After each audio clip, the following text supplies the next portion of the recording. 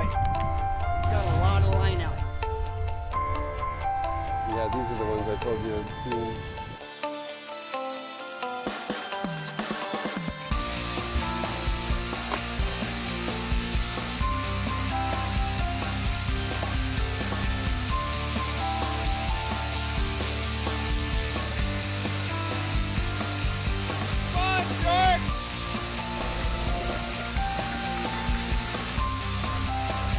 He doesn't come off.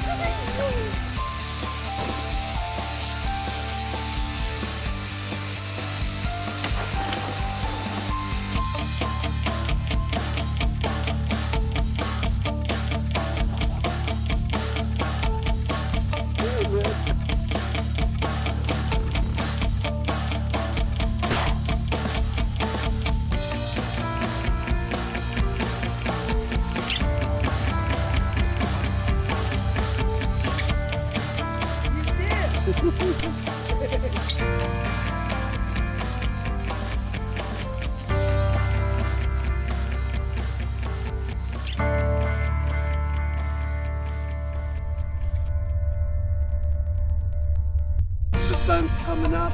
We got that thin red line.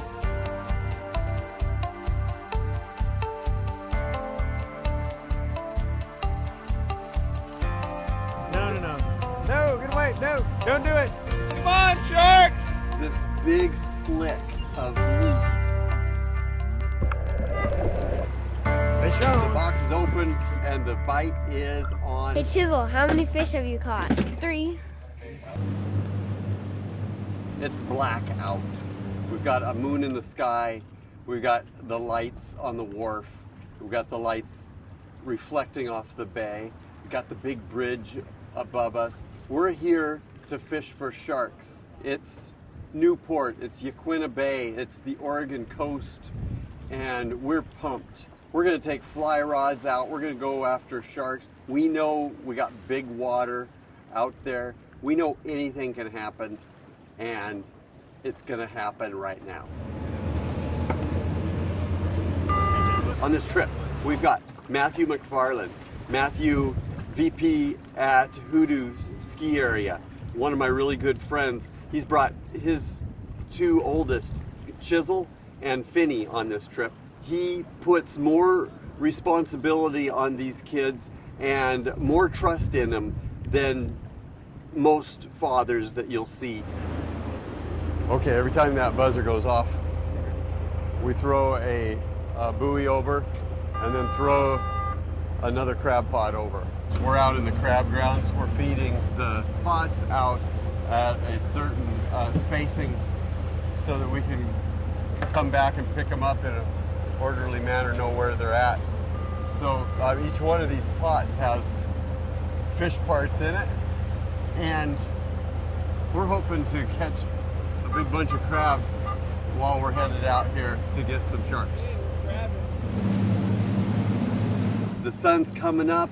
We got that thin red line on the eastern horizon. The old sailors saying, red sky at morning, sailors take warning. The weather forecast is for 100% chance of rain all day long, and big rollers out here, 12 to 14 foot swells predicted. But this is the time. This is the time we said we're gonna go out, so we're gonna go and push it hard, see what happens. So far the weather's really nice, but we know a storm's coming on, and we're just gonna make the best of it out here.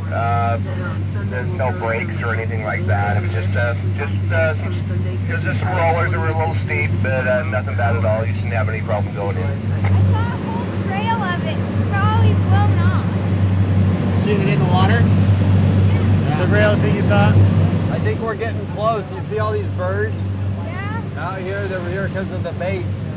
And if there's bait here, there's fish, and then there's gonna be some sharks too. We're going to go to a place where we call the Banana Reef. It's just outside the 100 fathom curve, and comes up to a shallow spot of 450 feet where we'll have some updwellings, and hopefully the shark will be there feeding on some other forage fish. should be there in about 30 minutes. Mostly what we're going to see today is a blue shark, and then possibility of also seeing a salmon shark also. Have been out here in the last month and a half. At the helm, Captain Mike Sorensen. Then we've got Sean. Sean is the deckhand. He's taking care of us. He's making sure that we are staying safe. He's explaining the rules to us out here, and he's making sure that we don't go over the limit. He's got a system down for everything he does. We call these an Oregon marble. It's the inside of a tuna eye. If you look through it, everything's upside down. Our eyes are the same way. Our brain just flips everything at the last second, but this is our version of an Oregon marble. So we're gonna go a little farther than we thought. He had some friends out tuna fishing the last couple of days. Yeah. And they've seen a bunch of sharks out there. So we're gonna motor for about another half an hour to get to where they've seen them recently, so you have a little better chance. Okay, good. Well, it helps to have a little intelligence. Yeah. We got some black and white porpoise playing on the bow of the boat here.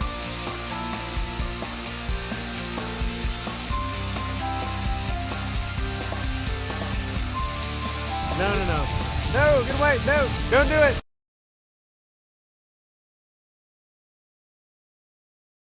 Out here in the Pacific, anything can happen. You might go out looking for one thing and then come back with something totally unexpected.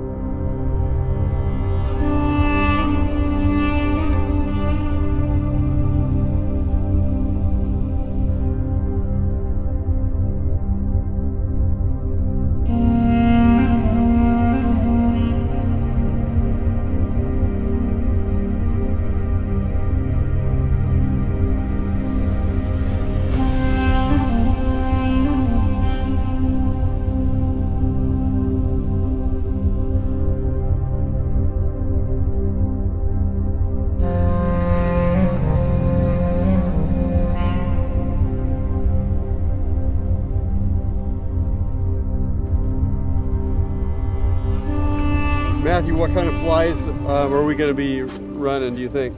We're going to use Trimble shark flies, designed by a guy named Dave Trimble. Does lots of mako shark fishing down out of San Diego. Works great for makos, for blues. People catch tuna on it. It's a big, long, 8 to 10 inch long streamer fly, tied up with lots of saddle hackles, and it just looks like a bait fish swimming through the water. Okay, lots of flash and color, I guess. Yeah, only a little bit of flash. Lots of color. The more flash there is, the more it kind of makes the shark just sit around looking at it instead of striking it. So just a little bit of flash to catch their attention, not too much. We just want the shark to see it catch it out of the corner of their eyes and turn 90 degrees and strike it before they have time to think about it. Okay, I like it. We got a bucket right down here with some albacore tuna in there.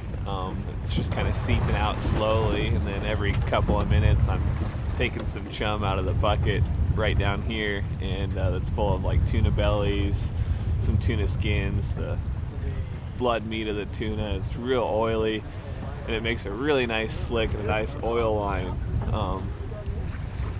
down drift of the boat. Hopefully the sharks will smell that, just follow the trail to the source and get some action on the boat. This is going to be a battle. Fly fishing for sharks.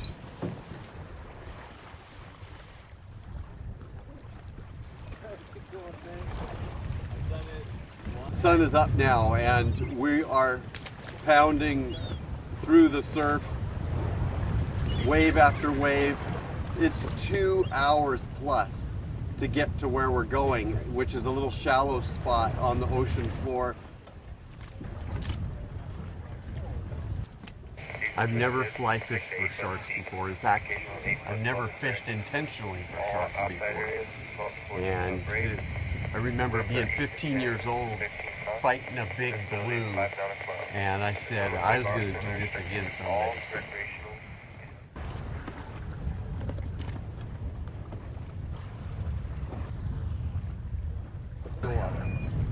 No, no, no.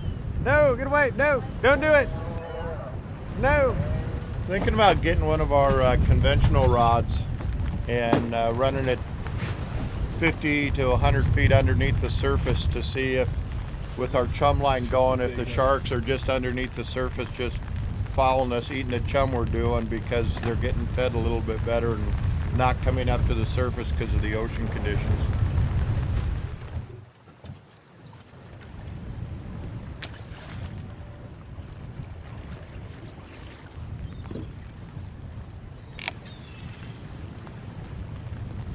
There we go. See if something hits that one. Come on, sharks! This big slit of meat.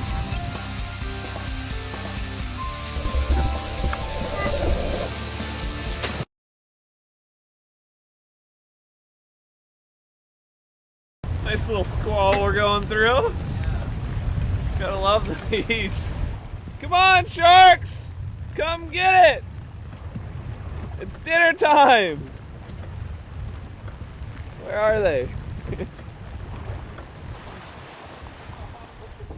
We've got this big slick of meat and blood in the water, and the rain's coming down. We're riding out these big rollers, and we're watching the water for the telltale fins, and we see something that little bit light in the water, and what turns out it's a sunfish. Now, I've heard of these. I have never seen one before, and this is a fish that feeds way down deep, and then it comes up to the surface, kind of catches some rays for a while, and that's what it's doing here on this rainy day out in the ocean off Yaquina Bay. So whenever you guys want to go and head in to pull crab pots, that way we can get them before this weather hits inshore. So it's give it a little bit more, and then if we don't see a shark, we'll go do that. We've got all day tomorrow too, so that sounds good to us. This weather is pushing in towards shore, and the rougher it gets in there, the harder it's going to be to pull the pots. We're going to go grab those now, get this gear in, and then dry off and get ready for the next day.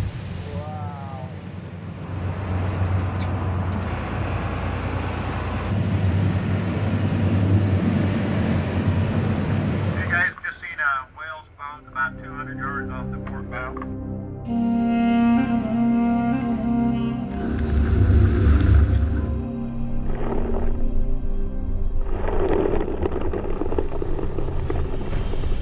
Bring the pot up, I'll land it, I'll take the old bait, shake it into the ocean, and then shake the crab into the totes, and then I'll slide the totes in the back for it to be sorted. What? Yeah, man. Yeah, we probably won't have to pull all the pots. The other day we pulled one that had 20 keepers, so. Wow. This is our first pot right here. Grab any part of the rope.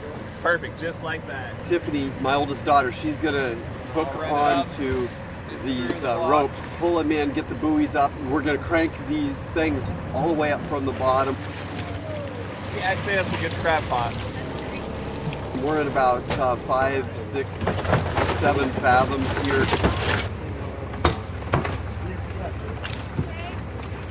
Like that. How do you hold it? Oh, he's gonna. That's female right there. See how wide that is? Yeah. That's a female. So those go back in.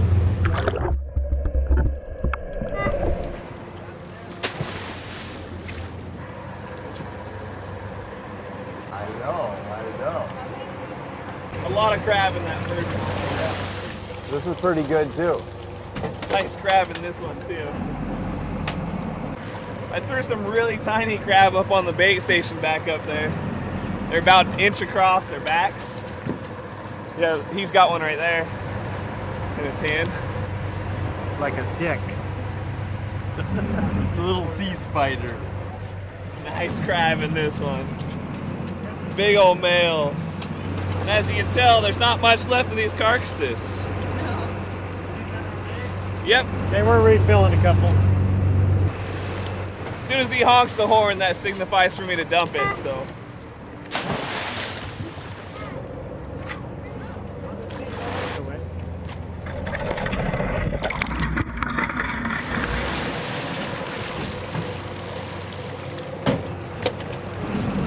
Big old males. Not much left of those. All the crab in these tote, even though they're probably all keepers, gotta go back in the ocean. We already got our boat limit. 108 crab plus another 20, so 128. Not a bad day. Gone. Lucky day, crabs.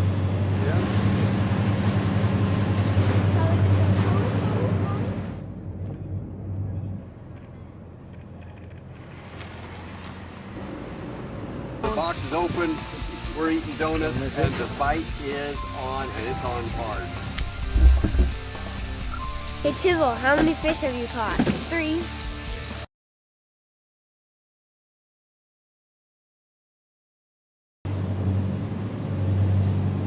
It's the second morning. We just crossed the bar out of Newport, out of Yaquina Bay, and we're headed south to Cape Perpetua. We're going bottom fishing, and we're gonna see if we can make one more try at getting a shark. We're gonna get some food to bring home to Central Oregon. Getting some leads ready. That way if we break off some, we got lots of spares and lots of backups.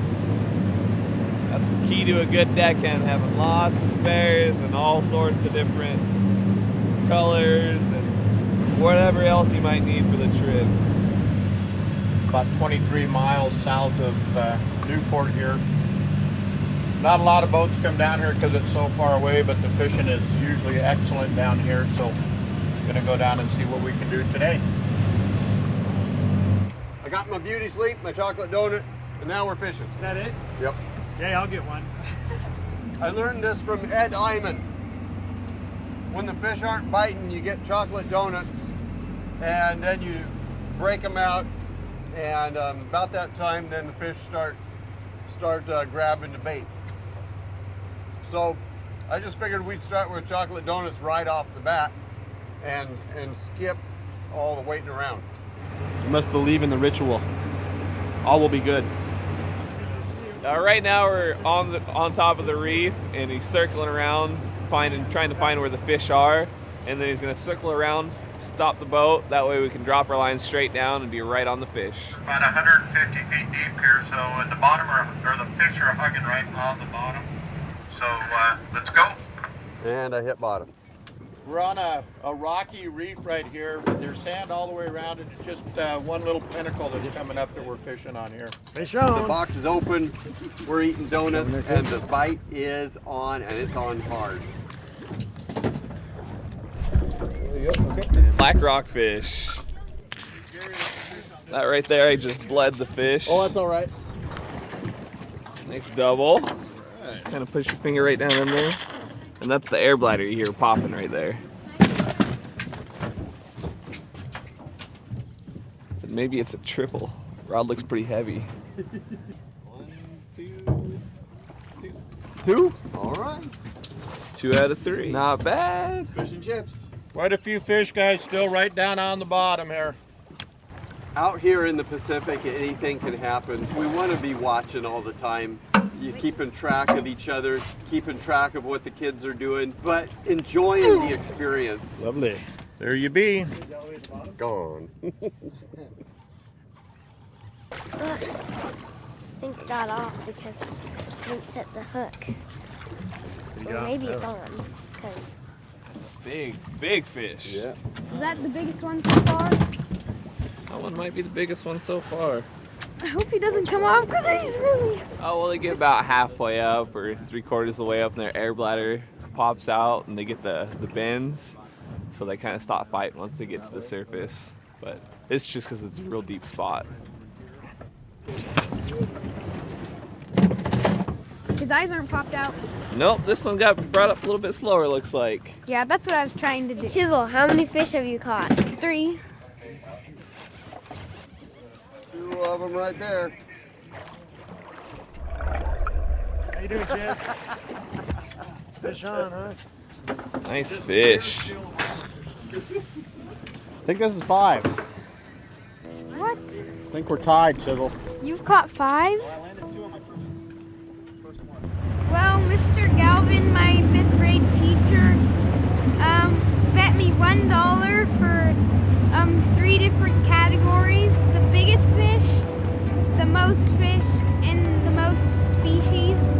So far, he has 2 of the 3, and I only have the biggest. And I'm behind him in the most fish by 2, 12, 14.